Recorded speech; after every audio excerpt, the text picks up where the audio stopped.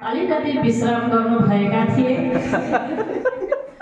उहाँ फेरि पनि आएर हाम्रो मञ्चमा उपस्थित भएका छन्। तर उहाँ देख्नमा यति सुरिलो र मिठा हुनुहुन्छ के भन्नु र, शारीरिक मनोरञ्जनमा बहुतै आनन्दित दिलाउनुहुन्छ।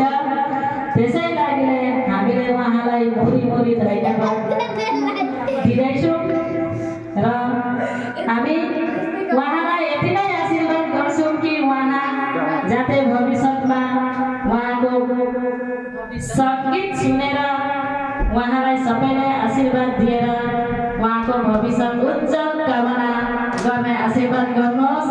तपाईँहरूले पनि उहाँलाई साह्रै सेयर र लाइक गरेर उहाँलाई आगे बढेर जानलाई आशीर्वाद दिनुहोस्।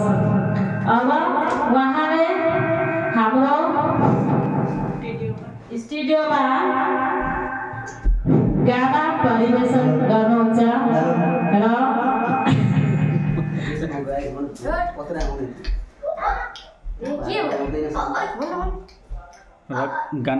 गाना उपभोग गरेर हामीहरू खुसीलाई गदगद हुन्छौँ भन्नु। उहाँको गाना सुनेर हामीहरू धेरै नै खुसी हुनेछौँ र उहाँलाई स्टेजमा आएर उहाँको कला र गाना परिवेशन गर्नको लागि अनुरोध जनायौँ। ल अब आउनु हुँदैछ हाम्रो मञ्चमा दुर्गा पूजा आमन्त्रित गरेर